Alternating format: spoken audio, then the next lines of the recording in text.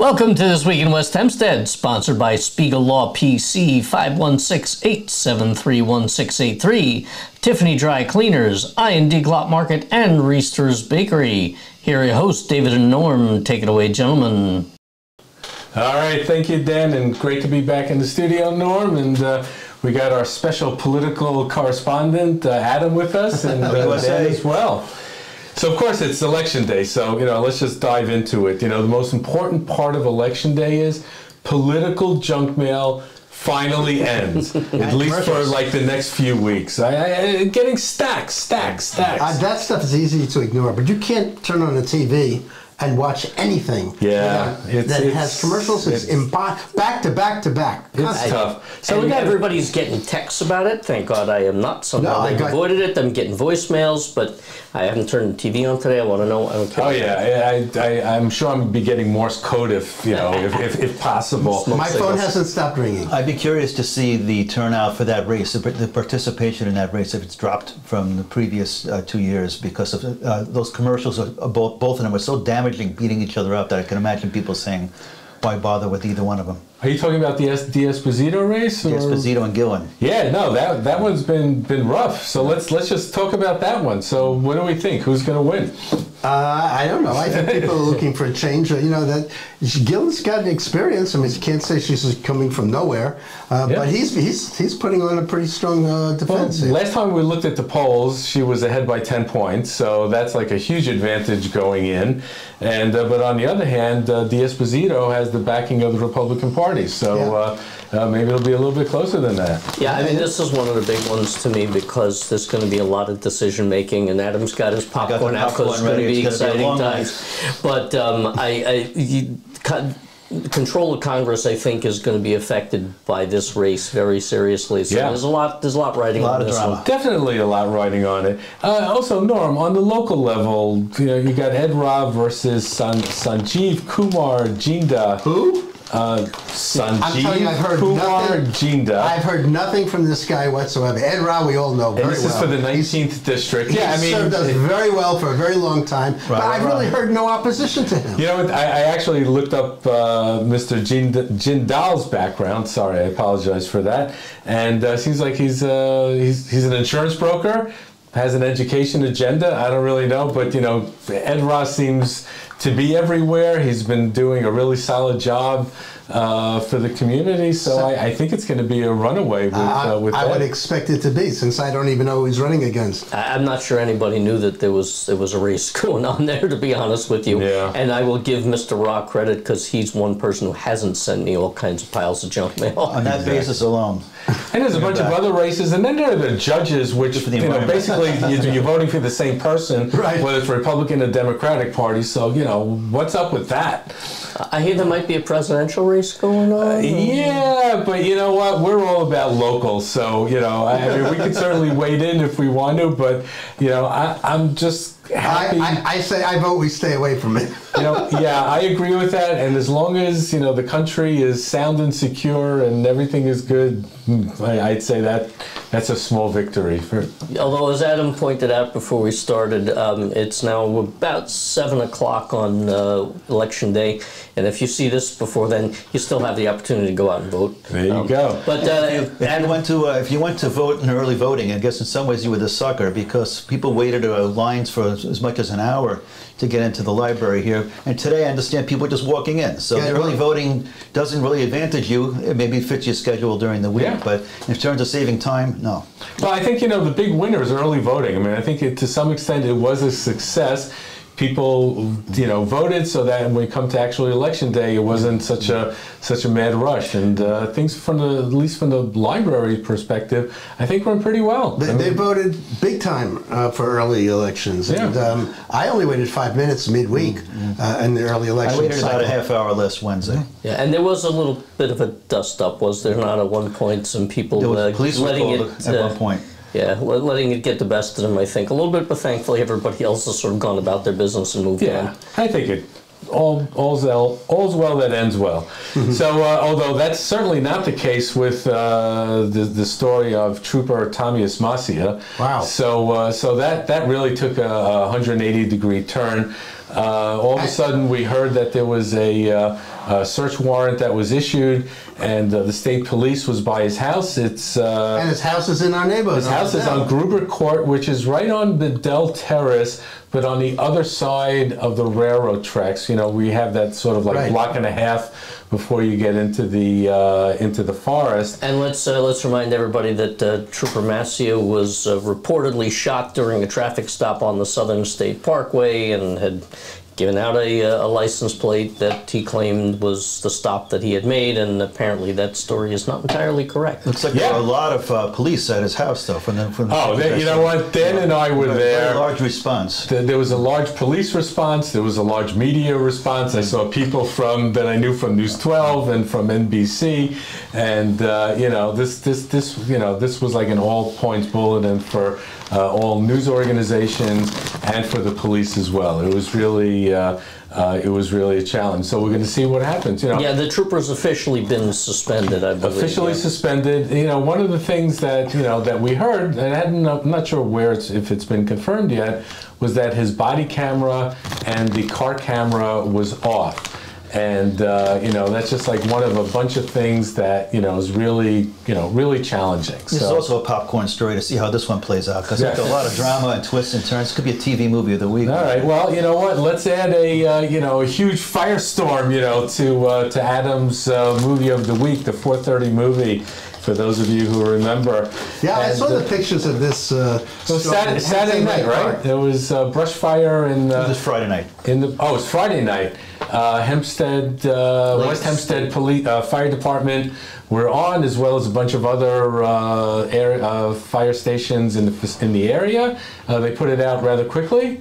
It was 1,000 square feet. It looked like it was going to be a major deal, but 1,000 square feet is really not a lot. I mean, I also look at that and I was like, 1,000 square feet. My grandchildren do that in my backyard. Well, because it was contained. I mean, it could have been a lot worse because, as you noted, the dryness there, and we don't know what the cause is. I don't know if they disclosed it yet, but I hope it wasn't anything deliberate, because I know there was an incident a few months ago where the pier was on fire. Yeah, well, the question is whether that was deliberate. Yeah, the other thing is I keep seeing alerts that we are in like red fire conditions, which I'm not used to on the East Coast. Correct. It's a West Coast thing. It's a red flag condition. So dry. I don't remember the last time it rained. Does anybody? It's at least a month. Well, that's the whole backdrop. Is we're in a drought. Apparently, we're heading towards a historic drought. There's supposed to be a little bit of rain later this week, but I don't really believe it. Water tables are really low, record lows in October, and we got the brush, we got the leaves. It's starting to see announcements on allocation of water. It is going to be a big problem if it continues. But these brush fires are going to be common because people toss a cigarette out the window. Wherever it lands, it's going to burn. Yeah. Well, people have campfires and responsibly. Yeah. Let's bring out Smokey the Bear. Another story caught my eye on the police blotter, and the 5th Squad had reported an arrest of a Brooklyn man for assault of a police officer Wednesday, October 30th. And the incident took place at the Capital One Bank, located at 611 Hempstead Turnpike. And basically this defendant, Dao Xing Hong of Brooklyn, attempted to withdraw money from a frozen account. The bank alerted the police. The police came. He resisted arrest, put one of the cops in the hospital. Hopefully everything will be fine for the cop. And wow, just another day in West Hempstead. Unbelievable. Well, you know what? I got to come down from all of this stuff, so maybe it's a good time for us to take a commercial break. Tiffany Dry Cleaner is ready to handle all your cleaning, laundering, and dry cleaning needs. We offer free pickup and delivery Sunday to Friday in all communities. Give us a shot. So we just had Halloween, and a lot of trick-or-treaters, a lot of decorations all over the community. Last year there was some altercations and some incidents, and this year it seemed relatively quiet, right? It was not quiet. It was dead. Yeah. There was nobody out. Well, that would be in line with the holiday. So I drove through Garden City. That place rocks. Every block had kids, multiple groups of kids, all moving past lawns that are decorated to the hilt, vomiting puppets on the corner. Wow. Cauldrons overflowing on the front lawn. I mean, they really get into it. Yeah, well, here I think the big story was someone had their candy bucket stolen from their lawn, and did you have that also? Yeah, well, so we all, we're not always home Halloween, but we put out a plate of candy on the front. Yeah. And occasionally some people come by. They totaled it. Oh, okay. I don't know if they stole it or just a lot of people came and enjoyed it. Yeah, now that Halloween's over, it's 50% off on the vomiting puppets. So. There you go. I had one kid all night, and I gave her a nice handful because she was literally all we saw. And of course, I've been eating the leftovers. Yeah, there you go. Well, yes, I know. So we're the ones who are all winners. The dentists on that are the front. biggest winners. And also the community, because again, things were under control. So not a bad thing. Let's turn our attention over to education.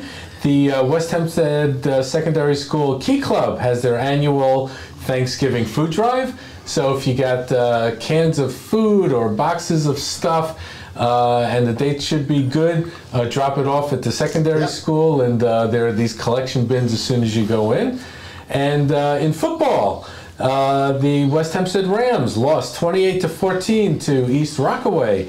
So now their record is 4-4. Their next game is actually tomorrow, Tuesday, November 6th, against Clark. And you know what? Hopefully they'll end up with a winning season, but they're certainly struggling a little bit. And Norm, I want to turn your attention to this sidewalk tree planting program, because I was actually interested in putting up some trees by my sidewalk. Yes, so was I. So I went to the town of Hempstead, and you click on the thing, and they tell you about the 2 different types of trees that you can get. The roots don't go deep and all this stuff. But the prices are about $500 each, It's which crazy. I thought was a little bit steep. Well, it used to be $250. I don't know how it got to $500, but they have very strict requirements on what they're allowing people to plant. They want you to plant wire-friendly trees that don't go up too high. The trees that they usually select are 50 to 60 feet wide, 50 to 60 feet high. The one that I particularly like that the town will plant for you is a Japanese flowering plant. It's a tree that really grows probably half of the specification height that they've been looking for. I think it's only 25 to 50 feet to 30 feet of maturity, and it's just gorgeous. I mean, the flower's white. It's beautiful. It's a Japanese tree lilac. And if you can afford it, or you can get a couple of your neighbors, get a neighbor or two to go in with you and put a flower. Just dig a hole in the ground and go get a tree. I'm more of a curmudgeon. I'd rather have less trees on my property. I have to spend 10 Sundays every fall raking up leaves. If I want to see a tree, I'll go to the park. But not only that, 10 years later, your sidewalk can be pulled up, and then we're going to yell about it on the podcast. So stop complaining. It's the only exercise you get. Sheesh. Plant a tree. It's beautiful. Yeah, so what if this guy with the magic beans comes? Should I put those in the hole in the ground too, see what happens? Yes. And, finally, we have this other story about, hold on, let me just bring it up here. It was out of the Long Island Herald. There was a ragamuffin parade that took place at the Community League of Garden City. This is at the park that's on Nassau Boulevard and Hempstead Turnpike. Nice park. And apparently this ragamuffin parade, they have all these kids that get dressed up, and there's a pumpkin patch thing and all this cool stuff. And I thought it was pretty cool, Cool. I'll give a shout out to the Herald for putting out that local story. Restore's has a delicious ragamuffin.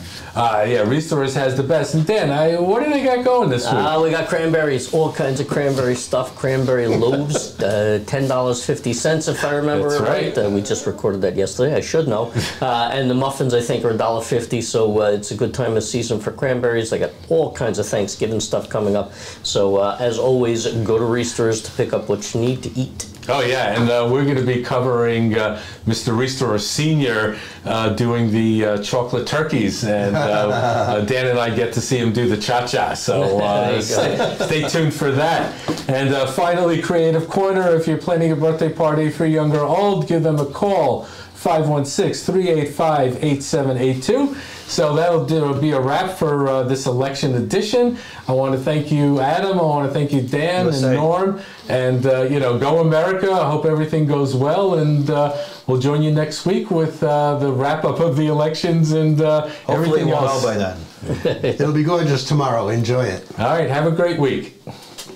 Thanks for watching, everybody. Please be sure to visit our sponsors, Spiegel Law PC, Tiffany Dry Cleaners, I&D Glot Market, and Reister's Bakery. To find out more or to reach out to us, come visit us on social media at Facebook and Instagram, or visit our website at westhempsteadecho.com.